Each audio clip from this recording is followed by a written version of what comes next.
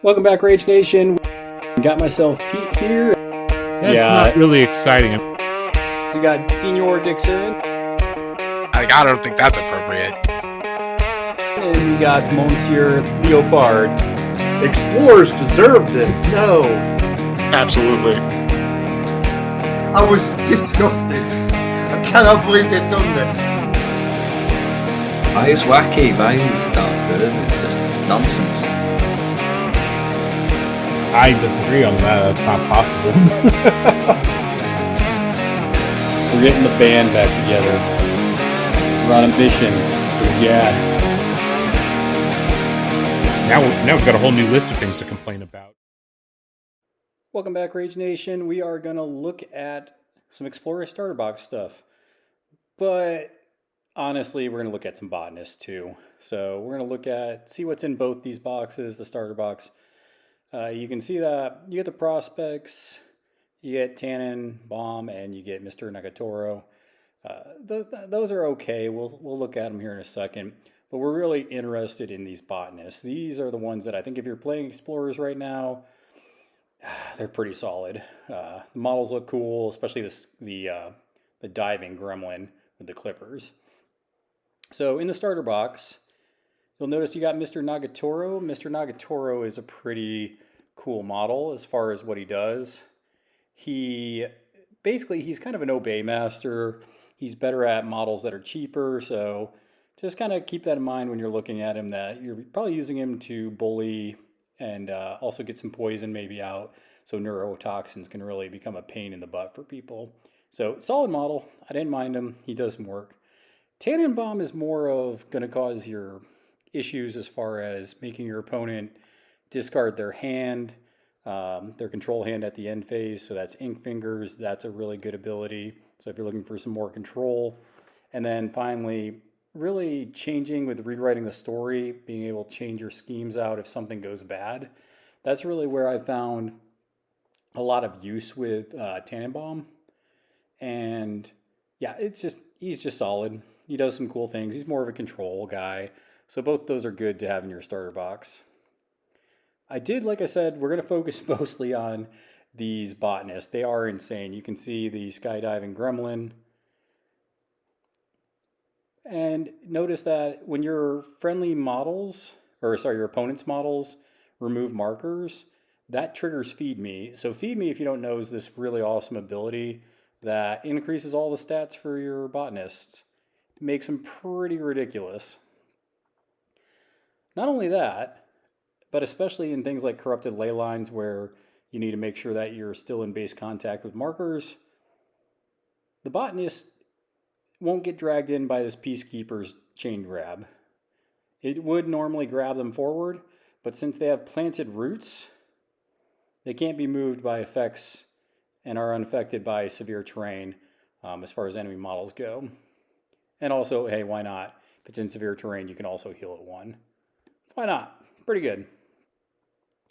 So something else that's really good with these Botanists is they can do onward. So for a 6, they just can do their move. And really by the end of turn 1, maybe turn 2, you're going to be move 6 with these Botanists because you're going to be plus 2 to all your stats. So you're going to go onward. Take the walk action. I'm like, oh yeah, I'm speed 6, aren't I? We can just go ahead and move 6. Get next to that ley line. Grim Feast is also good. If there's a corpse marker nearby, you can remove it, which, hey, gives you another plus 1. So now you're plus 2 to all your stats. It is max 2, so you can't go higher than that. And it has self-healing on the model, because why not? So Feed Me will trigger again when you remove it. So now your defense 7, willpower 6, move 6, size 4.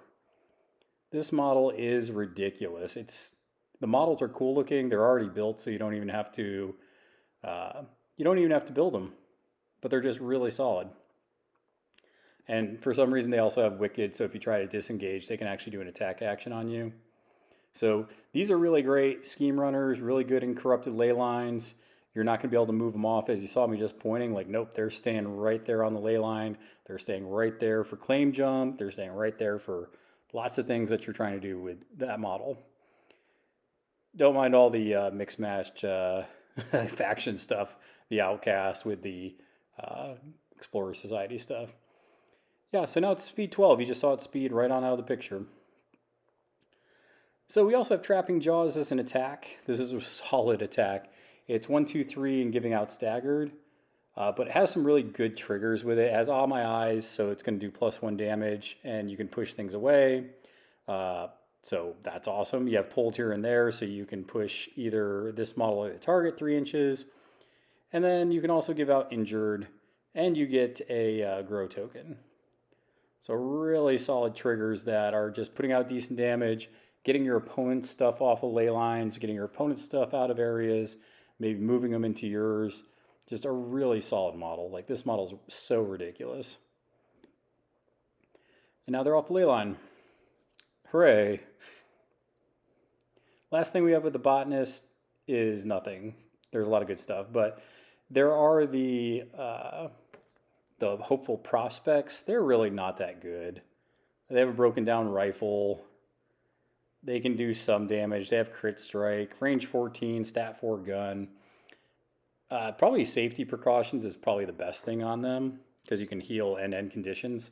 But if you do somehow manage to kill a model, you can end up getting Welcome to the Society. After killing an enemy model, you can replace the hopeful prospect with a minion from the shared keywords. I wish you could replace it with the Botanist. Some of the minions are cute, but honestly, it's like if you want them, just spend the extra couple stones to bring them. I like the idea of the prospects. They just don't really work with what the faction's doing. Cool idea, though. I just wish it worked better. Maybe, yeah, I don't know. Anyways, I just wanted to give you guys this quick video. Really appreciate you guys. If you want to support us directly, you can check us out on patreon.com/ragequitwire. We have videos that we put on here. We have polls. We have posts. We always put our episodes on the Patreon page at least a day usually before everybody else gets it. So definitely, if you want to support us, you can see we have a goal up. If we get 50 patrons, we're going to start doing weekly videos. So definitely support us if you can. You can do it for as little as $1. As you can see, we got episodes on there that you can listen to, just like if you got it from your podcatcher, except for it's right there on the Patreon app that you got. And then you can see different posts that we put out there.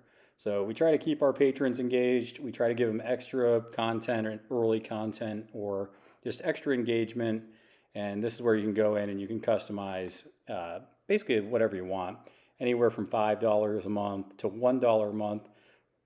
Anything helps keep the lights on. It helps us produce more videos like this.